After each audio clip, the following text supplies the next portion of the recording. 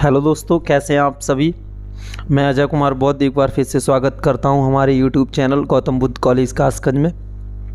जैसा कि आप लोग जानते हैं कि हमारा संस्थान कंप्यूटर एजुकेशन प्रोवाइड करता है, जो आप ऑफलाइन भी पढ़ सकते हैं हमारे यहाँ संस्थान पे आके। ऑल्सो आप अगर ऑनलाइन पढ़ना चाहें तो ऑनलाइन भी पढ़ सकते हैं। और मैं आज आपको बताने वाला हूँ कंप्यूटर फंडामेंटल के बारे में। जैसा कि आप लोगों को पता है कि कंप्यूटर फंडामेंटल पे हमारी कई वीडियोज़ हैं, मैं आपको कंटिन्यू करने वाला हूँ पार्ट 3 के बारे में। और मैं आशा करूँगा कि आप सभी लोगों ने हमारा पार्ट 1 और पार्ट 2 देखा होगा और वो आपको पसंद भी आया होगा। अगर आपने अभी तक हमारा कंप्यूटर फंडामेंटल पार्ट 1 नहीं देखा है या पार्ट 2 नहीं देखा है तो प्लीज़ एक बार ज़रूर देखें। और मैं आज आपको कंप्यूटर पार्ट 3 में कुछ चीज़ें बताने वाला हूँ और मैं आशा करूँगा कि आप लोगों को ये वीडियो पसंद आएगी।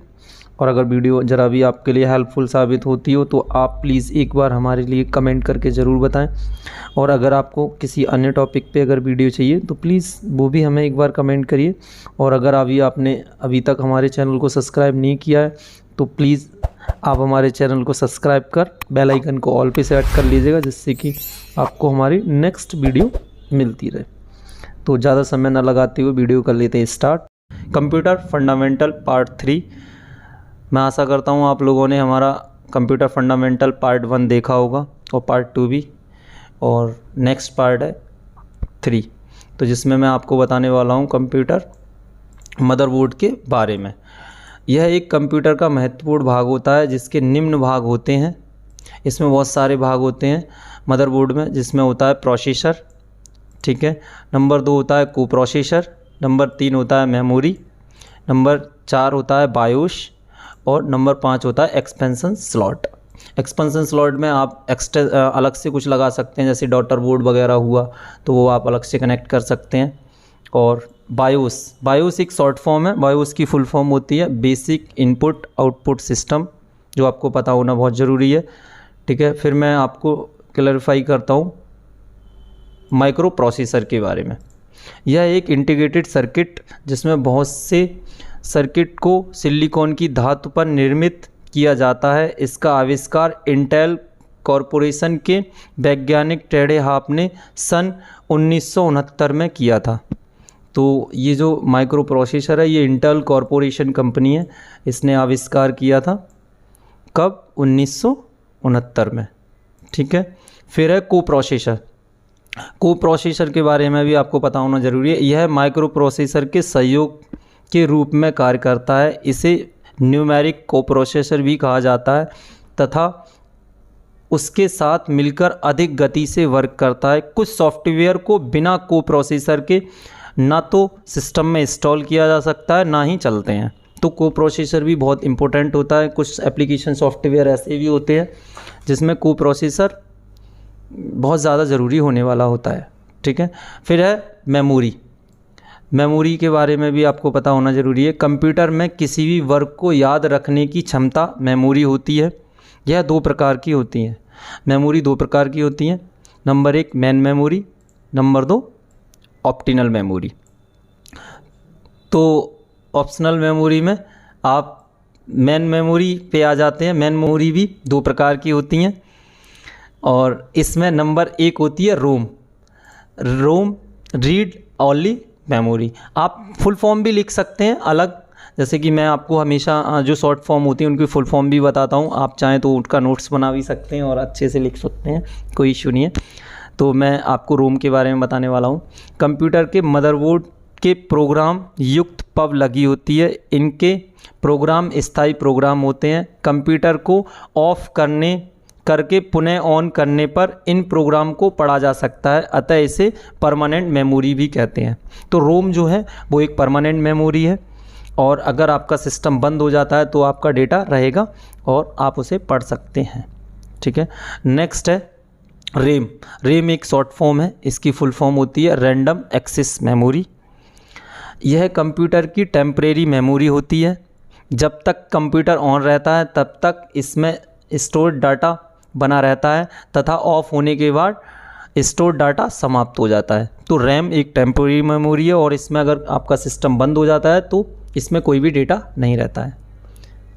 फिर नेक्स्ट है हमारा ऑप्शनल मेमोरी। इसे सेकेंडरी मेमोरी एक्सटर्नल भी कहा जाता है। यह निम्न प्रकार की होती हैं।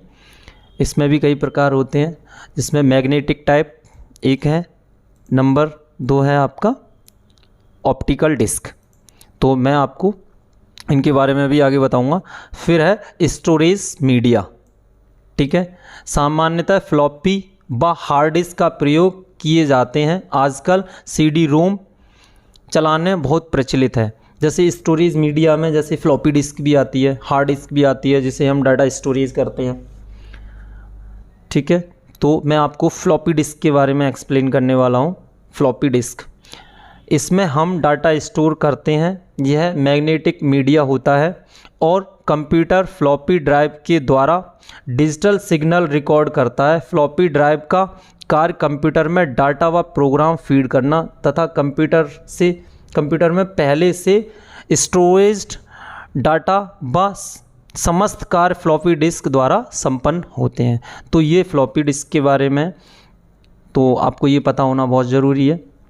अब फिर नेक्स्ट है मेमोरी। मेमोरी को कई तरीके से मैंने ऊपर बताया था कि अलग अलग हैं, permanent memory, temporary memory.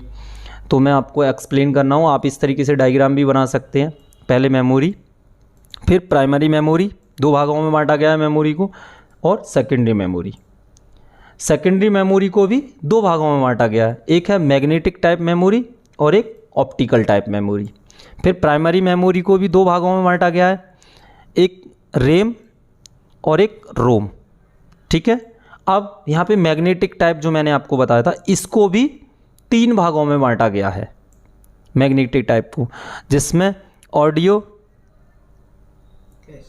Cassettes and video cassettes, floppy disk, ठीक है। और ऑप्टिकल टाइप को 2 टाइप में बांटा गया है, एक सीडी और एक डीवीडी। तो ये था आपका क्या नाम है, मेमोरी किस तरीके की होती हैं, ये सारी चीज़ें आपको पता होना बहुत ज़रूरी है।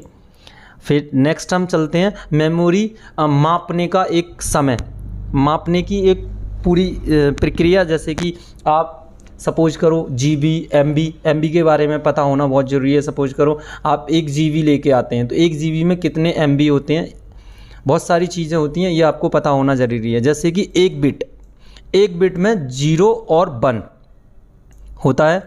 एक निवल में 4 बिट होते हैं।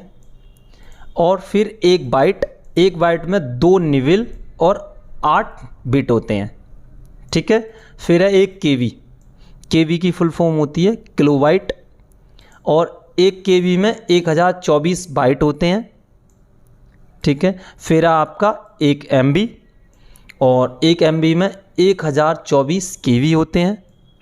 फिर आपका एक जीबी, एक जीबी में 1024 एमबी होते हैं। तो इस तरीके से आपको ये पता होना बहुत ज़रूरी है कि 1 जीबी में कितने एमबी होते हैं, या फिर 1 एमबी में कितने केवी होते हैं, ये इम्पोर्टेंट रहता है, ठीक है। नेक्स्ट फिर मैं आपको बताता हूँ कुछ कंप्यूटर हार्डवेयर के बारे में।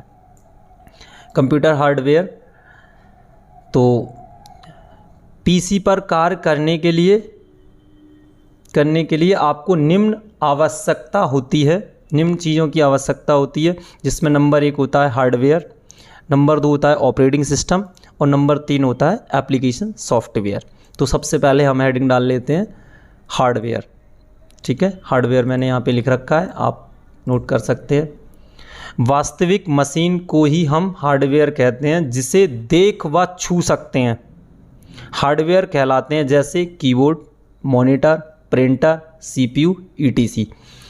तो हार्डवेयर में वो सभी चीज़ आती हैं जिनको हम छू सकते हैं और देख सकते हैं, इज़ कॉल्ड हार्डवेयर। फिर नेक्स्ट है आपका सॉफ्टवेयर।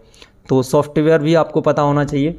उन सभी प्रोग्राम्स को कहते हैं जिन्हें हार्डवेयर यानी कि कंप्यूटर पर चला सकते हैं, जिसे ना ही छू सकते हैं और ना देख सकते हैं, इज़ कॉल्ड सॉफ्टवेयर, ठीक है।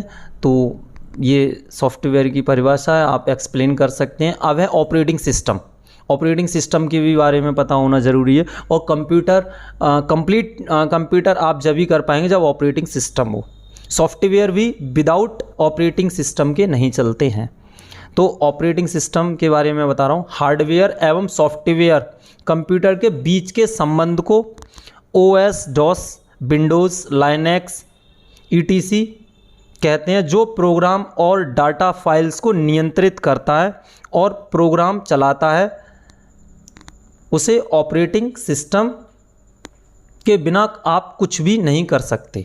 अगर सपोज करो आप सॉफ्टवेयर ही केवल हार्डवेयर पे रन कर दो, नहीं होगा without operating system. Operating system में जैसे विंडोज़ आ जाती हैं, लाइनक्स आ जाता है, डॉस आ जाता है, ये सारे क्या हैं? Operating system. तो ये था आपका पार्ट 3। मैं आशा करता हूँ कि आप सभी लोगों के लिए पार्ट पसंद आएगा, और बाकी आपका जो नेक्स्ट पार्ट है वो मैं आपको अगर आपको वीडियो पसंद आई हो तो प्लीज़ लाइक करें। अगर आपने अभी तक हमारे चैनल को सब्सक्राइब नहीं किया है तो प्लीज़ सब्सक्राइब कर बेल आइकन को ऑल पे सेट कर लें। Thank you. जय हिंद, जय भारत।